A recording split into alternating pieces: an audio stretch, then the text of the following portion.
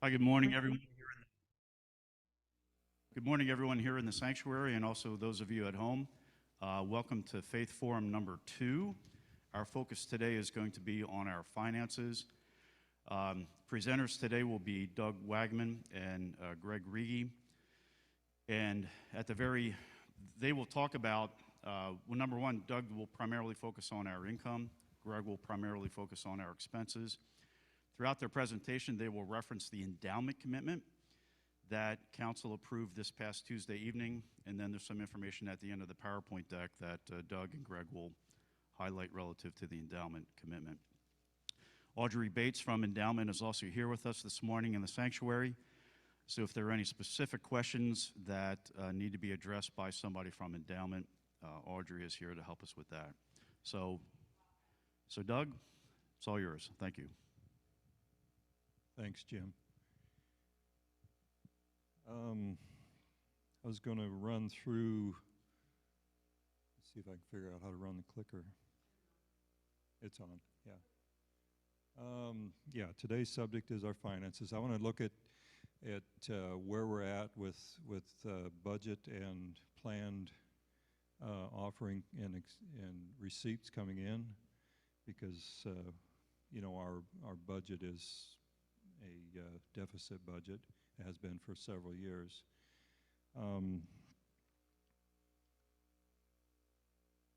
Okay.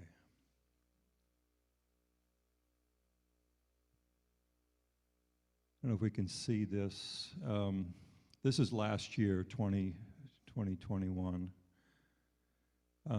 For the year, it was estimated, well, our actual income was $219,080. Our budgeted expenses on the budget was $253,581, and the actual expenses were $257,809, which put us at $38,729 over budget. The biggest overage on the actual expenses is when we figured the budget, we miscalculated the pension and insurance benefits for pastors, so there was more incurred expense there for that than what we had budgeted for. But that's kind of the way last year looked. This year was looking a lot similar to that.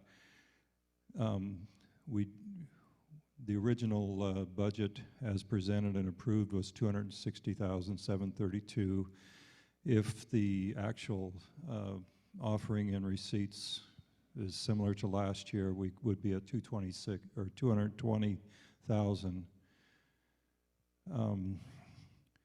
So this year, Endowment is proposed a plan to, it would be a solid investment for Endowment, more so than the CDs would be, and it would also benefit our mortgage because we would reduce our mortgage and control our payment, and then the Endowment would be getting more interest.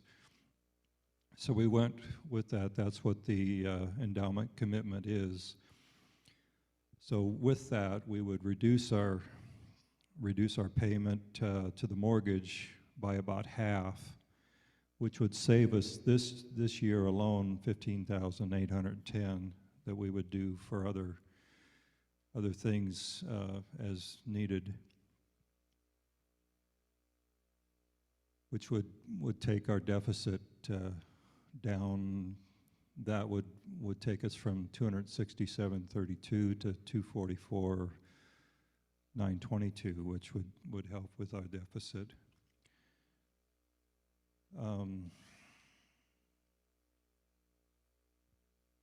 I think where else I was going to go with this. Anyway, that would help for this year.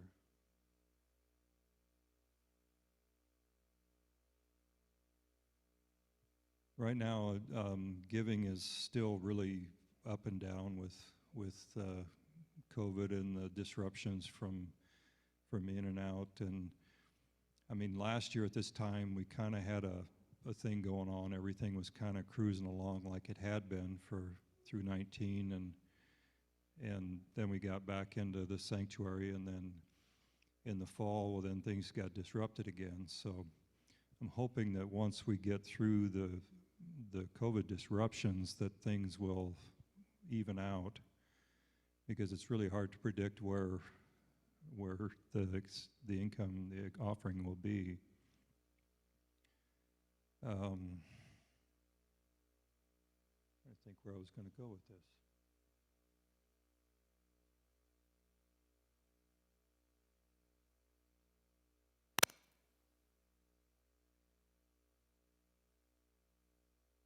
So I think I'll move on from this and let Greg go for.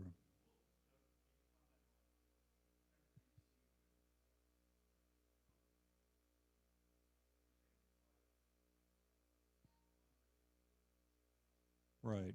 Usually what I would see, if I plot the month by month,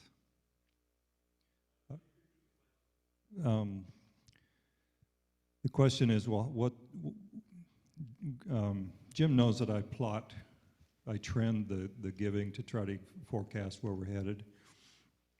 And the question was, well, what does it look like as far as the trend goes with the giving?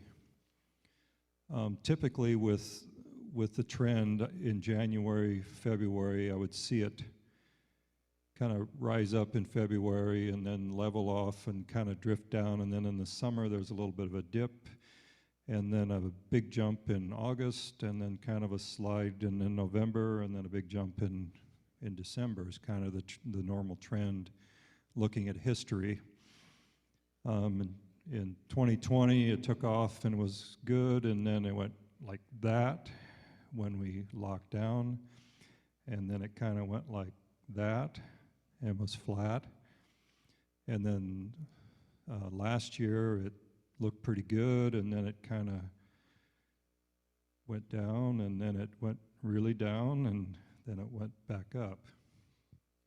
This year, it's down all over the place. So far, it's hard to tell where we're going. It's January was up, February was down. March looks like it's going to be close to normal. It'll be better than February anyway. But when people start getting back into their routines, then I think that'll stabilize.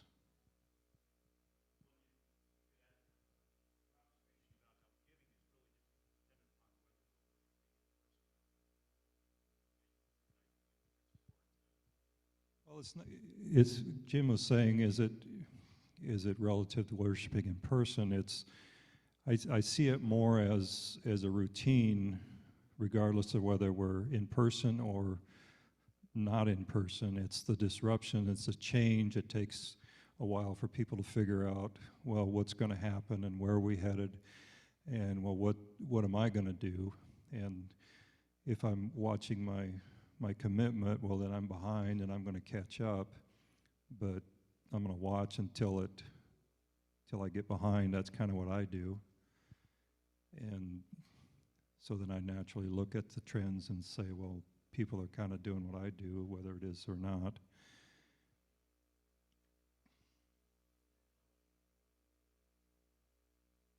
Well, yeah, the new term is, since the taxes got redone,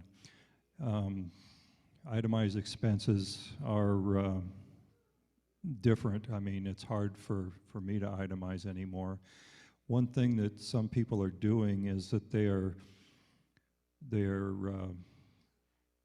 splitting trying to think how to explain it. It's like they give their offering for 2022 in 2021, and then they had given their 2021 offering in January of 2021. So they get 2 years of giving in 1 year for taxes, and they can get their itemization above the standard deduction by combining the offering for 21 and 22 in the same calendar year, just giving one like normally, and then in 2022, giving it at the end of December and rolling it into 22. So that's what the term bunching means. Does that sound right?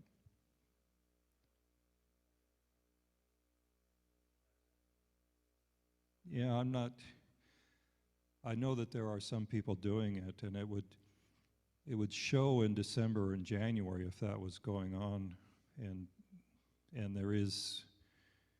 that may be some of the bump in those months.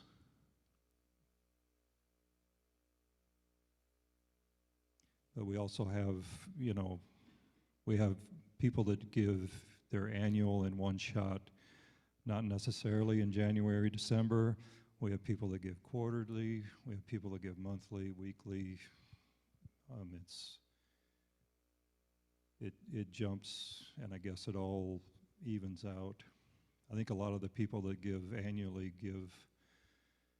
seems like in the first quarter of the year, so that may be why the first quarter looks higher than the third or fourth.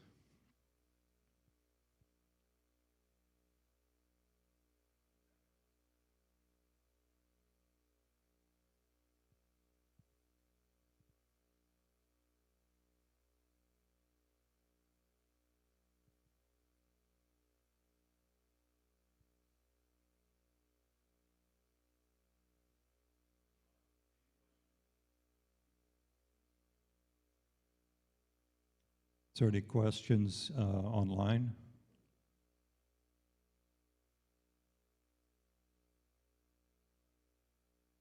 Okay, we see none.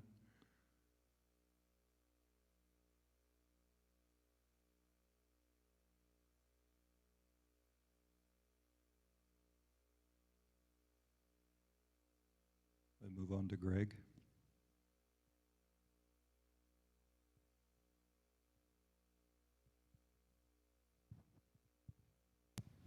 Thank you, Doug, for all that you do.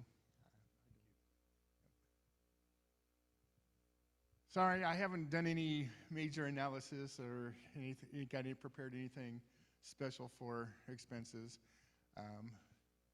Maybe if Ken could just put up the expense report that I give to council every month to give us, to keep accountable for everything. Everything for expenses wise is in line. Staffing, we're right where we have been in line with what we normally spend for staffing. General was up this last month because we had our Senate appropriation come in. So that's the reason the $6,000 compared to the $12,000 in January. But again, that's budgeted for. Property is running about what we normally spend. Utilities are up higher than we have had in the past, but I believe we're all experiencing that. It's just businesses seem to be hit a little higher than my personal ones that I notice. What you see down for outreach, those at the end of the year is where I paid out all of the in and out checks in the end of December, and now they're starting to get cashed in. So that's why what you see under outreach, and don't have a budget on that. I was going to say, as far as expenses, I really not seeing anything out of range. I guess, is there any questions I can answer? Oh, okay. I've been been trying to get this fixed for about 3 or 4 years now with the Senate. Finally got to the correct person this year. And before I started, St. Andrews has set up an automatic withdrawal going to the Senate quarterly. And the amount had not changed, even though our budgeted amounts have gone down. And I kept trying to get that changed. Well, finally I got it to the correct person this year. And so this last quarter, it was about $1,200 more that they took out than what we had budgeted for our Senate appropriation. Well, from going on now, I am going to be paying quarterly through check and not having it automatically withdrawn. So that will get us back into line with what we have budgeted for the Senate appropriation.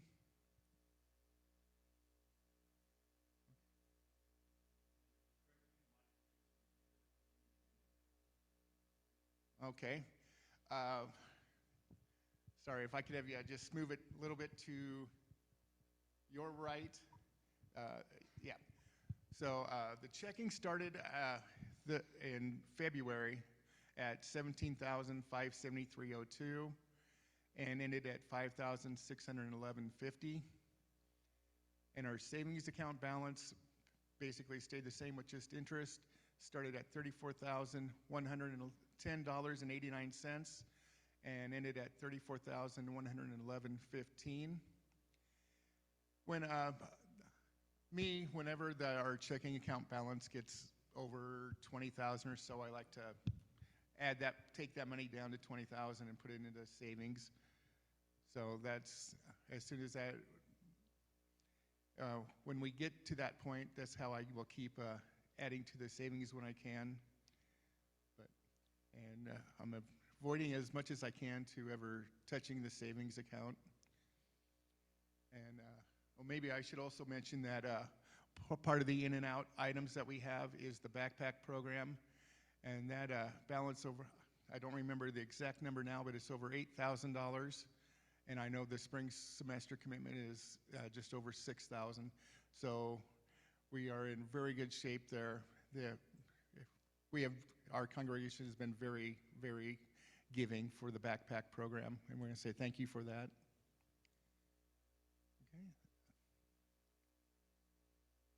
Okay. And one thing that, one of the questions that Jim had for Doug was about the feeling of the giving in person as well, as far being in.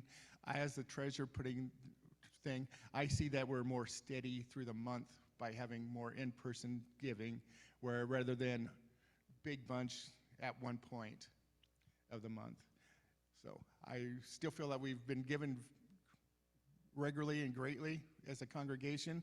It's just that it's easier for me as a treasurer when I have it steadily, so I have the money when it's needed, not needed it at the middle of the month and everything comes in at the end. So, I mean, that's just, I want to say, that is how I vision it and I see it. So, is there any other questions or anything online?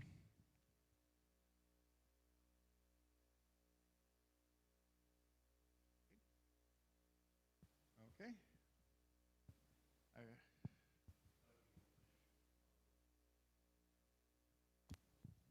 Yeah, we can go back to the presentation and get into the endowment commitment.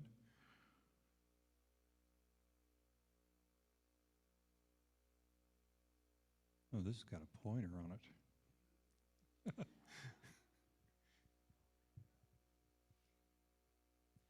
Okay. Like I said earlier, the endowment committee came to us as council this year and offered, our mortgage was the last mortgage was a 5-year mortgage with a balloon payment at the end.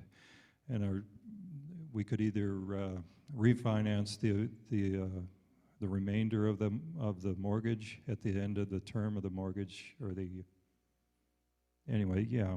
We could refinance or pay off or refinance some way the lump outstanding balance. So the outstanding balance as it is $68,000 remaining on the mortgage, which is a pretty good place to be.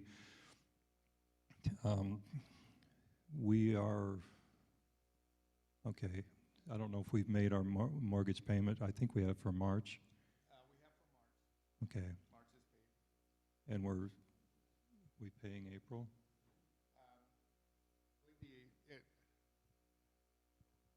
We won't pay April, okay? We will not pay, the mortgage will be paid off in April. And then in May, we will start the payments back to the endowment commitment.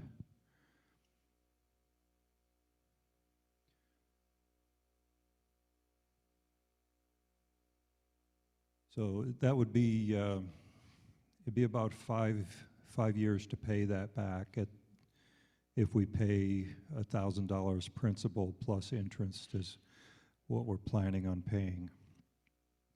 So that will put us $5 or 5 years to pay back the endowment commitment.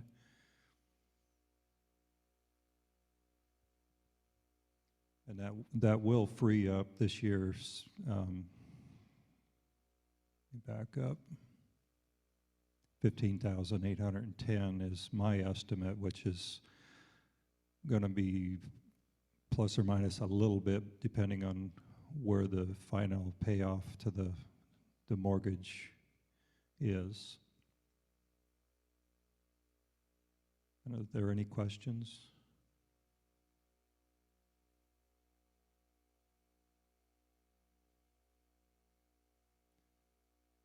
So yeah, the term that we're gonna use is the mortgage commitment. So rather than the mortgage payment to the bank, we'll make our payment to the endowment commitment. The benefit of that is that the endowment will be getting a better interest return than they are with CDs, and then we can, as the council, can control the finances a little better and get a better interest rate than we would if we refinance the mortgage. So that's a win-win.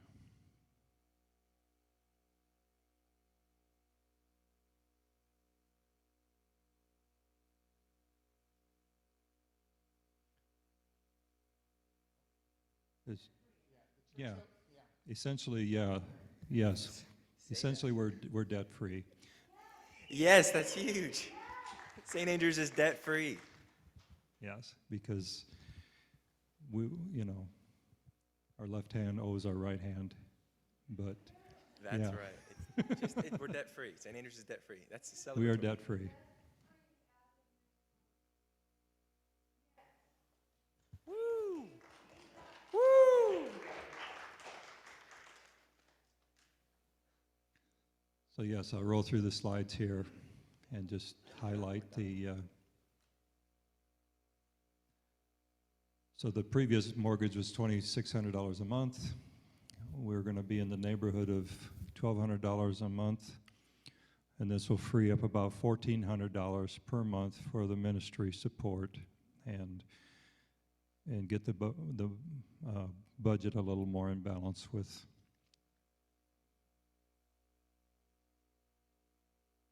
So then our payback will be to the endowment fund, and we're saving money in now and investing in our future.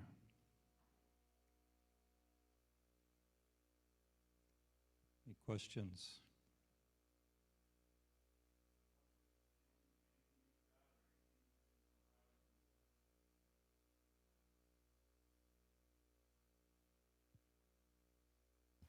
Let's wrap this up. We got the big point. So the interest rate right now on our CD is 2.75%. So that's why we're offering 2.75 for the funds to pay off the mortgage. It will mature in a little over 2 years. So as the endowment team will look at that investment at that time on our side, the mortgage rate will stay the same. You're talking about the CD. The CD is currently earning that. And it will mature in 2 years. It'll mature in July, of 2024.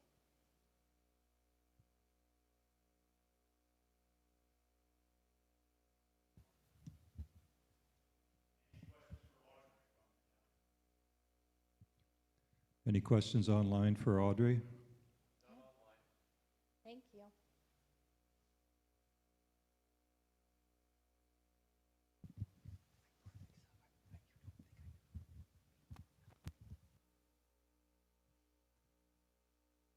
Okay, so as far as faith forums, the future faith forums, April 3rd will be the next one, and that will be the technology team. And we'll be talking about the new audio-video equipment and what we're going to be doing online and social media. May 8th, we'll be talking about the state of the new bishop search, because Bishop Moss is retiring this fall. So we'll have an update on all of that. And then through the summer, we'll kind of roll with it and see what subjects we can hit. But we're planning on the Faith Forum to continue going forward.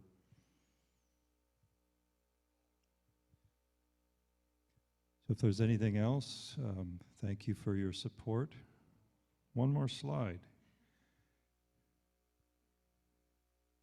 Any questions, comments, input on anything? So since we are now debt-free, or we will be shortly, I think that's appropriate to celebrate. So save the date for May 22nd. We're going to have a party to celebrate the burning of the mortgage. So May 22nd, right after worship, we're going to have a meal. Pastor Megan Morrow is going to be here from the Synod to help us celebrate, and then we're going to have a big party. So keep that date, May 22nd.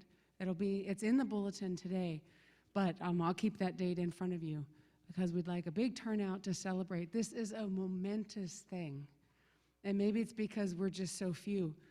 I was expecting more energy about that. It's all right. This is a really big deal. And it could be, I know this is the first time we've been debt-free since 2001. It could be that this is the first time we've been debt-free ever. I just don't know that for sure. But we can go with that if you want to, because that makes it an even bigger celebration. For the first time in 67 years, St. Andrews is debt-free and standing on its own. Yeah. Yeah. Yeah. It's a big deal. It's a really big deal. So now that we've done the presentation, we can talk more about that with the congregation. I didn't want to steal your thunder. But anyhow, plan on May 22nd, and we will celebrate that together.